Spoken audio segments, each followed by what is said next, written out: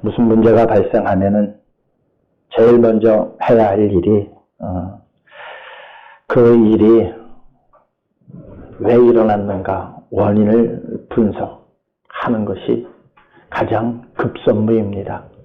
물론 해결하는 것도 문제일 수도 있죠. 가장 중요한 일일 수도 있습니다.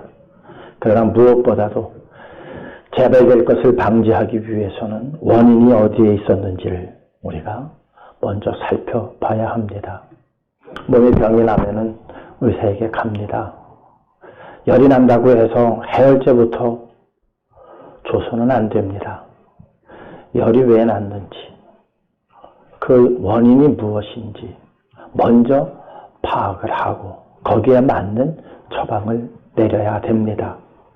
그런데 외국에서 우리나라 의사들이 다 잘못했다는 게 아니고 우리나라의 습성이 좀 그런 습성이 있는 것 같아요. 열이 나면 무조건 해열제부터 주는 경향이 있다고 그래요. 근데 그것이 어떤 면에서는 상당히 위험한 일이라고 그럽니다. 왜? 열이 나는 이유는 외부로부터 들어온 바이러스를 이기려고 안에서 몸에서 열이 나는 건데 그 열을 내리게 되어지면은 그 바이러스가 더 세게 침투를 해서 더 몸을 망가뜨린다라고 하는 그러한 연구 결과가 있거든요. 그러니까는 원인이 무언가. 그래서 열을 높일 수 있으면 높여서 스스로 그 바이러스와 싸워 이길 수 있도록 그렇게 항체를 만들어주는 것이 더 효과적인데, 그래서 우리는 열만 나면은 해열제부터 찾는 경향이 있다고 그래요. 그래서 그것은 잘못된 처방이고 잘못된 해결책이라고 하는 그러한 말들을 의학계에서 외국에 있는 의학 박사들이 한국의 처방을 빗대어서 그렇게 지적을 했다는 얘기를 언뜻 들은 적이 있습니다. 예, 당장 일어난 문제 해결하는 것도 좋지만 원인 분석이 가장 우선되어야 됩니다. 모든 일에는 성경을, 그래서 요즘 이렇게 성경을 보면은 특히 이 코로나19 때문에 정말 옛적에 이런 일들은 어떻게 처방이 됐고 어떻게 해결이 됐고 원인은 무엇인지 한번 이렇게 성경을 들여다보면은 너무 그런 이야기가 많아요. 근데 우리가 이러한 상황에 처해 있지 않았었기 때문에 그 부분들을 그냥 간과하고 지나갔던 것 뿐이죠. 원래는 성경에는 그런 일들에 대해서 자세하게 기록을 해놨더라고요. 오력이 돌고 전염병이 돌고 또한 많은 사람들이 아파하고 하는 일들의 원인을 보니까는 성경은 뭐라고 얘기했느냐? 하나님의 말씀에서 떠났더라 이렇게 되어 있어요. 원인이 하나님의 말씀에서 떠났다. 그것이 원인이 되어서 오력이 돌기를 시작하고 전염병이 돌기를 시작했다고 성경은 우리에게 일러주고 있습니다. 의학자들이 생각하면은 그저 콧방구 낄 일이고 웃을 일이지만 목사의 입장에서는 이것보다도 더 중요한 말씀은 없구나 이런 생각을 하게 되어집니다. 하나님의 말씀에서 떠났다는 얘기는 무엇을 의미하느냐? 어두움이 틈탔다 이렇게 성경은 우리에게 일러주고 있습니다. 그러니까는 바이러스나 곰팡이가 생기는 것은 다 어디에서 생기느냐? 어두운 데서 생기는 거거든요. 곰팡이도 햇볕이 내리 쬐는 데에서는 생길 수가 없어요. 그래서 우리가 소독을 어디다 합니까? 햇볕에다가 소독을 하죠. 가장 좋은 방법이거든요. 해가 내리 쬐는 곳에는 이러한 바이러스나 곰팡이 같은 균들이 살아갈 수가 없습니다. 마찬가지로 하나님의 말씀에서 떠났다라고 할 때에 성경은 항상 그 시대를 어두운 시대로, 암흑의 시대로, 말씀이 없는 시대를 특히 암흑의 시대로 성경은 그렇게 표현하고 있습니다. 어둡다라고 하는 말은 이렇게 빛이 없어서 주변의 사물을 분간할 수 없다라고 하는 그 어두움만을 얘기하지 않습니다. 어둡다라고 하는 말, 여러 형용사들이 있죠. 너 왜 얼굴이 이렇게 어둡니? 그것은 마음에 근심이 가득할 때 너 얼굴이 어둡구나 라는 표현을 하기도 합니다. 또 어둡다는 말 어떻습니까? 어두운 과거는 우리 잊어버리자 할 때도 어둡다라고 하는 표현을 쓰기도 합니다. 어둡다라고 하는 표현이 너무 많이 쓰여집니다. 희망이 없을 때는 뭐라고 표현합니까? 미래가 어둡다, 깜깜하다. 태양이 안 떠올라서가 아니죠. 예측할 수 없을 때 어둡다라고 하는 표현을 많이 하고 있습니다. 요즘 코로나19로 인해서 사회, 정치, 경제 모두가 어둡습니다. 암울합니다. 이럴 때에도 우리는 어둡다라고 하는 표현을 씁니다. 이 어두움의 시대, 햇빛, 태양이 안 떠올라서가 아니라 태양은 떠올랐음에도 불구하고 어둠이 짙어져만 가는 이 시대, 우리는 어떻게 빛을 찾을 수 있으며, 어떻게 우리는 희망을 가질 수 있으며, 어떻게 우리는 미래를 예측할 수 있는 그러한 지혜를 얻을 수 있을까? 우리는 성경에서 찾아야 합니다. 오늘 본문에 나온 스볼론 땅과 납달리 땅, 이 암흑의 땅이라고 이사야는 그렇게 표현하고 있습니다. 왜 이 땅이 암흑의 땅인가? 한번 우리 성경은 그 부분을 어떻게 기록하고 있는가? 우리 열왕기상 9장 10절에서 13절 한번 찾아서 우리 함께 읽도록 하겠습니다. 이 땅은요, 솔로몬 왕이 성전을 지을 때 두로왕 히람이 많이 도와줍니다. 백향목도 주고요, 금도 주고요, 각종 재료를 이 두로왕 히람이라고 하는 왕이 솔로몬에게 대줍니다. 그러니까는 솔로몬이 그 히람 왕에게 도움을 받고 성전을 다 건축한 후에 뭔가 보상을 좀 해줘야 되겠다 해서 그 히람 왕에게 주는 땅이 바로 이 땅이에요. 한번 우리 함께 읽어보도록 하겠습니다. 솔로몬이 두 집 곧 여호와의 성전과 왕궁을 20년 만에 건축하기를 마치고 갈릴리 땅의 성읍 20곳을 히람에게 주었으니 이는 두로왕 히람이 솔로몬에게 그 온갖 소원대로 백향목과 잣나무와 금을 제공하였습니다. 히람이 두로에서 와서 솔로몬이 자기의 준 성읍들을 보고 눈에 들지 아니하여 이르기를 내 형제여 내게 준 이 성읍들이 이러한가 하고 이름하여 가불 땅이라 하였더니 그 이름이 오늘까지 있느니라. 가불 땅, 이 뜻이 바로 쓸모없는 땅이라는 그런 의미입니다.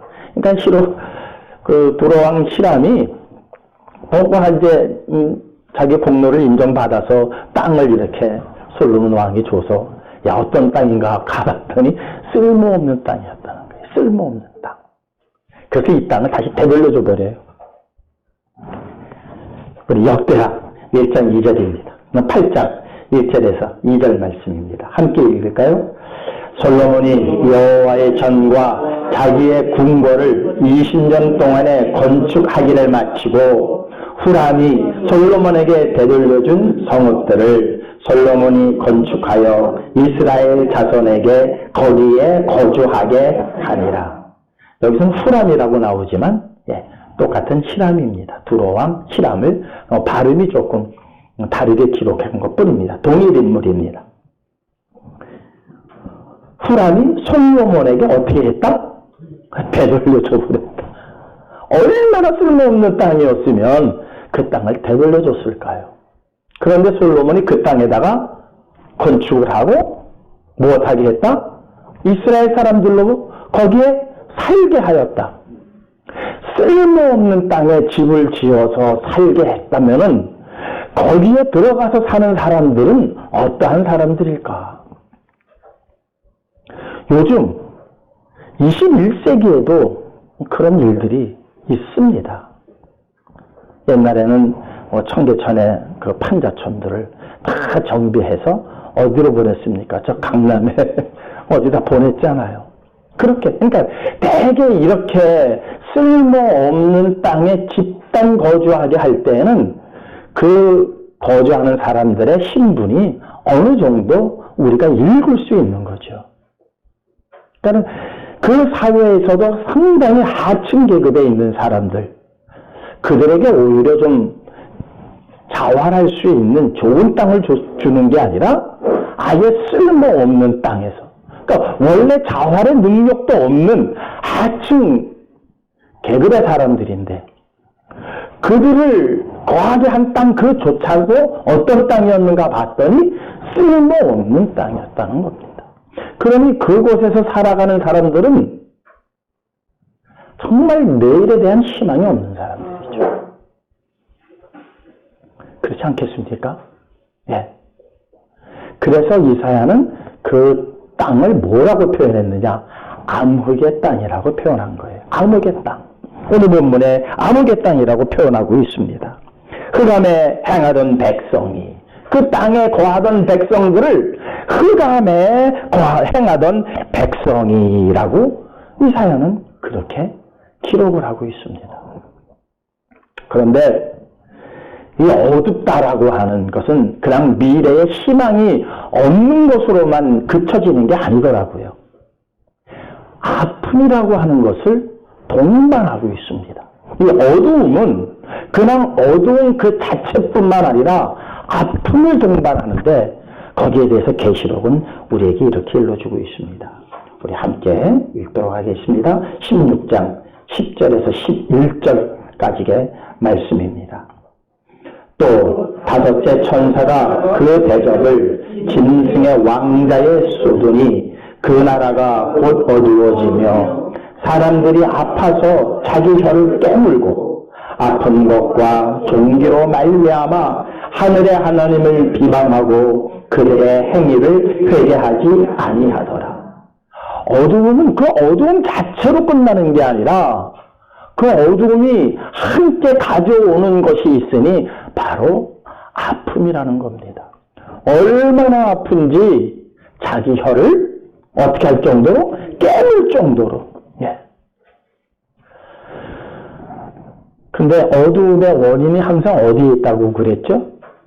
하나님의 말씀에서 떠났을 때 우리는 영적 어두움이라고 표현을 합니다. 그러면은 내가 미래가 안 보이고 내가 어려운 일을 겪게 되어지고 내 삶에 암울함이 돌아왔을 때에 우리는 바로 깨달아야 할 부분이 하나 있다는 거예요.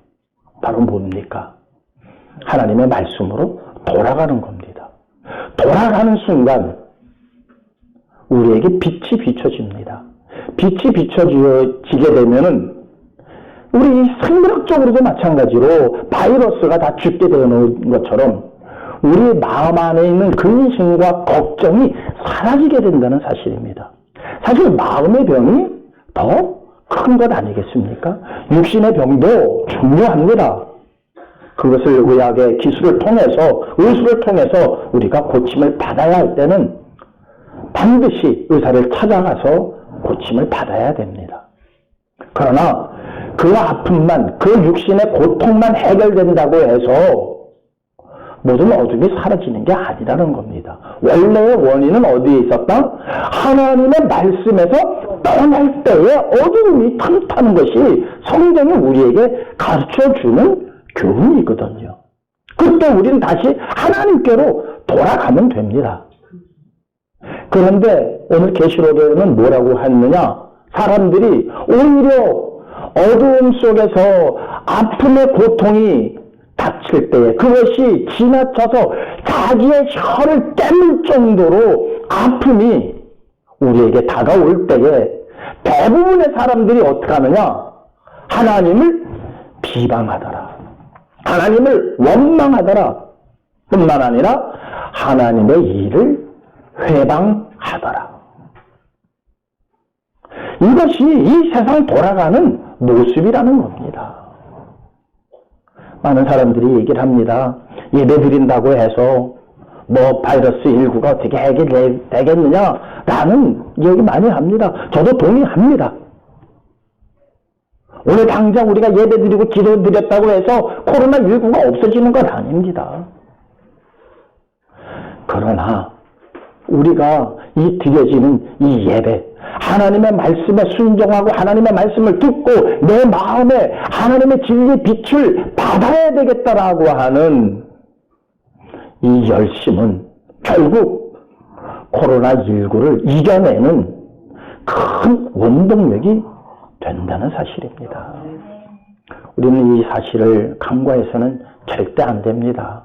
여러 가지 형편과 처지로 인해서 가정에서 예배를 드리는 이 불행한 이 사태에 대해서도 가정에서 예배 드리는 모든 성도들은 한 마음 한 뜻으로 하나님 앞에 겸손한 마음으로 하나님의 말씀의 진리의 빛에 내가 거해야 되겠다라고 하는 그러한 다짐으로 이 예배에 동참해야 한다는 사실입니다. 이 암흑의 시대, 많은 사람들이 비방하고 많은 사람들이 방해하고 많은 사람들이 회방하고 많은 사람들이 원망할 때라 할지라도 하나님의 빛은 전혀 안 비춰지는 게 아니라는 겁니다. 그러면 완전히 이 세상이 흑암의 세상이 되느냐? 절대 그렇지 않다는 겁니다. 하나님의 빛이 비춰지는 곳이 있다는 사실입니다. 이것이 바로 출애굽 사건을 통해서 우리에게 일러주고 있습니다. 출애굽 당시에 이스라엘 민족을 애굽에서 이끌어내시기 위해서 10가지 재앙을 애굽에게 쏟으셨습니다. 그때 9번째 재앙이 많은 재앙이 그 당시에 이스라엘인에게도 이스라엘인이 함께 겪을 수뿐이 없는 재앙이었습니다. 몇 가지는. 그러나 몇 가지는 이스라엘 사람들에게는 해당이 안 되는 재앙도 있었습니다. 그러나 서너 가지 재앙은 이스라엘 사람도 그 고통을 함께 받아야 하는 재앙이었는데 이 9번째 암흑의 흑암의 재앙은 달랐습니다. 우리 한번 출애굽기 10장 21절에서 23절까지의 말씀 우리 한번 읽어보도록 하겠습니다. 함께 읽겠습니다. 여호와께서 모세에게 이르시되 하늘을 향하여 내 손을 내밀어 애굽 땅 위에 흑암이 있게 하라. 곧 더듬을 만한 흑암이리라. 모세가 하늘을 향하여 손을 내밀매 캄캄한 흑암이 3일 동안 애굽 온 땅에 있어서 그동안은 사람들이 서로 볼 수 없으며 자기 처소에서 일어나는 자가 없으되 온 이스라엘 자손들이 거주하는 곳에는 빛이 있었더라. 아멘. 그냥 어쩌다 한번 일어나는 계기일식이 아니에요. 사람들이 자꾸 이걸 계기일식으로 해석을 하는 경향들이 있는데 계기일식에 3일 동안 계기일식이 일어나는 경우가 어디 있습니까? 계기일식이 3일 동안 일어나는 일이 없습니다. 이것은 하나님께서 직접 내리시는 흑암의 재앙이었어요. 어느 정도로 깜깜했는가 봤더니 더듬어서 사물을 확인해야 할 정도로 깜깜한 날이 3일 동안 있었습니다. 그런데 이스라엘 사람들이 거주하는 고센 땅에는 뭐가 있었더라? 빛이 있었더라. 예, 아무리 어둠의 권세를 통해서 어둠으로 인해서 이 바이러스가 이렇게 창궐한다 할지라도 하나님의 말씀, 진리 가운데 서 있는 사람들에게는 이 어둠의 권세가 틈탈 수가 없습니다. 빛이 있는 곳에는 어두움이 틈탈 수가 없습니다. 이 쓸모없는 땅, 납달리와 수불론, 그리고 요단강 건너에 있는 갈릴리, 그 땅에, 흑암의 땅에 빛이 비추었다 오늘 성경은 본문은 말씀해 주고 있는데 그 말씀에 대해서 마태복음은 그 말씀을 인용해서 그것이 예수 그리스도였음을 우리에게 일러주고 있습니다. 마태복음 4장 14절에서 16절입니다. 함께 읽겠습니다. 이는 선지자 이사야를 통하여 하신 말씀을 이루려 하심이라. 일러스되 수볼론 땅과 납달리 땅과 요단강 저편 해변길과 이방의 갈릴리여, 흑암에 앉은 백성이 큰 빛을 보았고 사망의 땅과 그늘에 앉은 자들에게 빛이 비추었도다 하였느니라. 네, 마태복음 4장의 말씀은 오늘 본문의 말씀을 인용해서 그것이 바로 예수 그리스도의 출현으로, 예수 그리스도의 탄생으로 그 이사야 선지자의 말씀이 이루어졌다라고 하는 그러한 내용을 우리에게 전해주고 있습니다. 그러니까는 큰 빛이라고 했으니까는 이것이 태양빛이 아니었다는 사실입니다. 무슨 빛이었습니까? 구원의 빛, 희망의 빛, 생명의 빛. 그러니까는 태양의 빛보다도 더 소중한 구원의 빛이고 희망의 빛이고 생명의 빛이었다는 겁니다. 누가? 예수 그리스도가. 그러니까 온 지금 수불론과 납달리와 갈릴리 지역의 그 흑암을 온 세상에 버려진 땅, 하나님을 떠난 땅, 진리가 없는 그 땅을 대표로 해서 수불론 땅, 납달리 땅, 갈릴리 지역을 얘기하는 겁니다. 여기는 이스라엘의 영역입니다. 이스라엘의 영역임에도 불구하고 얼마나 쓸모가 없었는지 거기에 거하는 사람을 이방이라고 그랬습니다. 이방이라고 하는 말이 무슨 말입니까? 성경이 말씀하는 이방이라고 하는 말씀은 하나님의 반대편에 서 있는 사람을 뜻하고 있습니다. 그런데 어찌 이스라엘 안에 거주하는 그 사람들을 까지라도 이방이라고 했느냐? 그 땅이 얼마나 황폐해졌고 그 땅이 얼마나 몹쓸 땅이 되어졌는지에 대한 표현이 바로 그런 표현이라는 겁니다.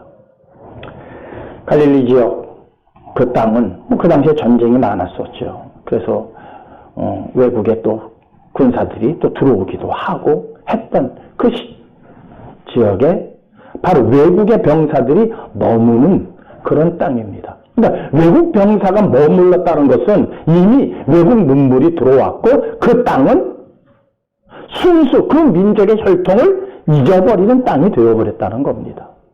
갈릴리 땅이 그렇게 되어버리고 말았습니다. 그래서 성경은 그것을 이방 땅이라고 그렇게 표현을 하고 있는 겁니다. 얼마나 하나님을 믿는다라고 하는 이스라엘 민족의 눈에서, 마음에서 그 땅은 이미 쓸모없는 땅이 되었고 더 이상 회복이 불가능한 땅이 되었다라고 그들은 그렇게 그 땅을 이방의 땅이라고 표현할 정도가 되었습니다. 그런데 그 땅에 무엇이 비쳤다? 빛이 비쳤는데 그 빛이 바로 구원의 빛이요, 희망의 빛이요, 생명의 빛 대신 예수 그리스도가 그 땅을 통해서 하나님의 역사가 이루어진다라고 하는 뜻이었습니다. 역설적으로 정말 어두움이 짙을 수뿐이 없는 그곳에 우리의 영적 상태가 아주 암울해서 희망이 전혀 보이지 않는 그때에 하나님께서는 우리를 찾아오셨습니다. 찾아오셔서 우리에게 구원의 빛을 비춰주셨다는 겁니다. 사실 이 바이러스 19는 아무것도 아닙니다. 여기에 우리가 너무 화들짝 놀랄 일이 없습니다. 물론 조심해야죠. 바이러스 19에 우리가 감염돼서는 안 되지요. 그러나 그거보다도 더 심각한 우리의 아버지의 문제, 어두움의 문제를 인식하지 않으면 안 된다는 겁니다. 우리는 그 부분을 이 바이러스 19를 통해서 깨달을 수 있다면 오히려 우리에게는 그 암흑의 땅, 수볼론과 납달리 땅에 큰 빛이 비춰진과 같이 우리에게는 오히려 그것이 큰 빛이 비춰지는 계기가 되어진다는 사실을 생각하면 우리는 하나님께 감사와 찬송과 영광을 정말 제대로 올려드릴 수 있는 그런 계기가 되지 않을까 그렇게 생각을 합니다. 인간의 욕심이 자연재해를 불러일으켜 옵니다. 인간의 욕심이 지금 전 세계적으로 이 자연의 재해는 이루 말할 수 없이 가공할 파괴력을 가지고 인간이 사는 이 세상을 지금 엄습하고 있습니다. 글쎄 요즘 그래서 그런지 계속 이렇게 제가 찾아보고 하는 것들이 되게 그런 쪽의 것들을 찾아봅니다. 어느 지질학자는 저 백두산이 폭발할 것에 대해서 학자가 논문에 기재를 한 거예요. 그것도 일본의 지질학자예요. 아주 유명한 학자더라고요. 2032년 안에 백두산이 폭발할 확률이 99%다 이렇게 표현을 해놨더라고요. 그런데 백두산이 폭발할 때는 아주 이거는 이전에 있었던 그런 화산과는 질이 다르대요. 엄청난 파괴력이라고 그래요. 그거는 많은 지질학자들이 동의하는 바예요. 정말 이 모든 것들이 어디서부터 왔나? 근데 거기 원인이 물론 그렇게 안 했어도 이 백두산은 언젠가는 폭발하는데 거기에다가 누가 한번 불을 질러놨나 했더니 김정은이가 한번 불을 질러놨더라고요. 그 밑에서 핵폭탄 실험을 했기 때문에 그 기반을 흔들어 놨더라고요. 그게 다 어디서 오는 것들입니까? 인간의 욕심 때문에 오는 것 아니겠습니까? 김정은 하나만의 욕심입니까? 핵폭탄은 누가 만들어냈습니까? 우리 인간들이 스스로 만들어낸 아주 인간의 불행을 자초할 만한 그러한 것, 그 핵폭탄은 우리 인간 스스로가 만들어낸 겁니다. 자기만 살겠다고, 남을 이겨보겠다고. 이런 것들을 통해서 그냥 그 하나만으로 모든 것이 끝나는 것이 아니라 그것이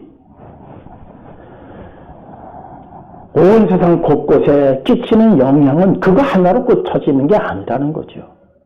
지금 일본의 원전이 지난번 그 지진 해일로 인해서 쓰나미로 인해서 파괴가 되었습니다. 지금도 거기는 사람이 가까이 들어가지 못합니다. 아직도 거기서는 뜨거운 열이 그냥 바닷물을 덮이고 거기서 노출된 방사선이 그냥 지금 태평양으로 흘러가고 있습니다. 그거 하나로 끝이 나는 게 아니었다는 겁니다. 그것이 망가졌을 때, 그것이 인간이 통제할 수 없는 통제불능의 상태가 되었을 때 이 지구상의 자연재해를 불러들이는 원인이 되었다는 겁니다. 그런 것이 지구에 지금 한두 개가 있는 게 아니잖아요. 세계 곳곳에 있습니다. 곳곳에 있습니다. 그러나 인간들은 눈이 멀어가지고 안전하다, 괜찮다, 우리는 관리 잘하면 된다. 일본은 안 그랬습니까? 그러나 그것은 여지없이 우리의 기대를 다 저버리고 우리가 원하지 않는 그러한 현상으로 나타나고 있습니다.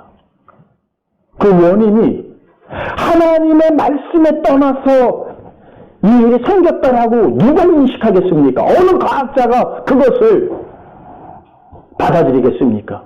이것을 받아들일 수 있는 유일한 사람들은 하나님을 아는 자들만이 그 말씀을 받아들일 수가 있다는 겁니다. 어떤 과학자도 어떤 지식인도 이 부분에 동의할 사람 없습니다. 그러나 그 부분에 동의할 사람들이 이 세상에는 있으니 하나님의 백성들은 동의한다는 사실입니다. 세상이 아무리 어두워도 이 말씀에 동의하는 자들에게는 빛이 비춰진다는 겁니다. 애굽의 흥압이 3일 동안 내렸어도 이스라엘 사람들이 거주하는 고센 땅에는 빛이 계속 비춰지는 것과 같이 온 땅의 함구에 뒤덮여서 모든 것을 더듬어야 할 그러한 흑암에 영적으로는 지금 흑암의 상태입니다. 지금 태양이 이렇게 쨍쨍 내리 비추고 있어도 우리는 내일의 일을 예측할 수 없는 어두움 속에서 살아가는 백성들입니다. 그러나 오늘 이 예배 드리는 자들, 가정에서 예배 드리는 모든 성도들에게는 빛이 비춰지고 있다는 사실입니다. 요한복음 1장 9절에서 12절은 이렇게 그 부분에 대해서 우리에게 교훈하고 있습니다. 함께 읽겠습니다. 참빛 곧 세상에 와서 각 사람에게 비추는 빛이 있었나니 그가 세상에 계셨으며 세상은 그로 말미암아 지은 바 되었으되 세상이 그를 알지 못하였고 자기 땅에 오매 자기 백성이 영접하지 아니하였으나 영접하는 자 곧 그 이름을 믿는 자들에게는 하나님의 자녀가 되는 권세를 주셨으니 참빛 되신 그 예수께서 자기가 지으신 이 땅에 오셨음에도 불구하고 이 땅의 사람들이 그 빛을 영접했다 안 했다? 안 하더라는 겁니다. 참빛을 영접 안 했으니 그들은 어디에 거한 자들입니까? 어두움에 거하는 자들입니다. 어두움에 거하는 자들에게는 여러 가지 일들이 그렇게 일어날 수뿐이 없습니다. 창궐할 수뿐이 없습니다. 그런데 그 중에 누가 있더라? 그를 영접하는 자가 있으니, 참빛을 영접하는 자가 있으니 그들에게는 무슨 권세가 주어지는가 봤더니 하나님의 자녀가 되는 권세가 그들에게 주어졌더라고. 요한복음은 말씀하고 있습니다. 하나님의 자녀가 되는 권세. 하나님의 자녀가 됐다는 이야기는 무엇입니까? 사망 권세가 그를 해치지 못한다는 겁니다. 하나님의 자녀가 되었다는 것은 영원한 생명의 자녀가 되었다는 겁니다. 영원한 생명의 자녀에게 어찌 어둠의 권세가, 사망의 권세가 그들을 이길 수가 있겠습니까? 하나님의 자녀들에게는 그런 것이 틈탈 수가 없다는 겁니다. 얼마나 감사한 내용입니까? 얼마나 우리에게 희망의 메시지입니까? 이것이 복음입니다. 이것이 우리에게 주어진 복음입니다. 우리가 그리스도를 알기 전에는 그리스도를 알지 못하는 그 자체만으로도 우리는 어둠입니다. 어둠 그 자체입니다. 아무리 잘 살고 아무리 박사학위를 몇 개씩 받았어도 그리스도를 알지 못하는 사람은 어둠 그 자체입니다. 그리스도를 아는 순간부터 우리는 빛의 자녀라고 에베소서는 우리에게 일러주고 있습니다. 함께 읽겠습니다. 너희가 전에는 어둠이더니 이제는 주 안에서 빛이라. 빛의 자녀들처럼 행하라. 빛의 열매는 모든 착함과 의로움과 진실함에 있느니라. 아멘. 무슨 문제가 일어나면은 그 문제만 해결하려고 하는 사람들을 우리는 근시안적인 사람이라고 그럽니다. 원인을 보고 원인을 해결해서 더 먼 미래를 바라볼 수 있는 사람이 지혜로운 사람이지, 지금 문제가 발생했다고 어디가 가렵다고 해서 벅벅 긁어봐야 상처뿐이 더 나겠습니까? 긁을 때야 시원하지만은 그러나 그것은 상처만 유발할 뿐입니다. 그리고 왜 간지러움이 왜 발생을 했는지를 원인을 파악하려고 하는 사람이 그 간지러움으로부터 해방되어질 수가 있습니다. 마찬가지로 지금 우리에게 수많은 일들이 닥치고 있습니다. 그 문제만 해결하면은 모든 것이 다 해결될 것처럼 사람들이 생각하는데 절대 그렇지 않습니다. 코로나19만 해결되어지면 모든 경제가, 모든 정체가, 모든 사회가 안정될 것처럼 생각하는 그 생각 자체가 미련함입니다. 원인이 어디에 있는지 그것을 볼 줄 아는 눈을 우리 모두 가지시기를 주님의 이름으로 축원합니다. 빛의 자녀들에게 맺는 열매가 있으니 무엇이라? 착함과 의로움과 진실함이라 그랬습니다.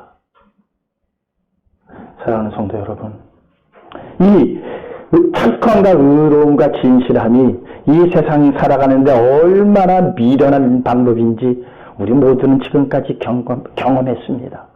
그래서 착한 거 필요 없다, 의로운 거 필요 없다, 진실한 게 무슨 소용이 있냐. 지금 이런 세태가 되어버리지 않았습니까? 역설적으로 말하면은 다 어둠으로 향해 가고 있습니다. 어둠이 더 좋다고 모두들 어둠 속으로 밀려가고 있습니다.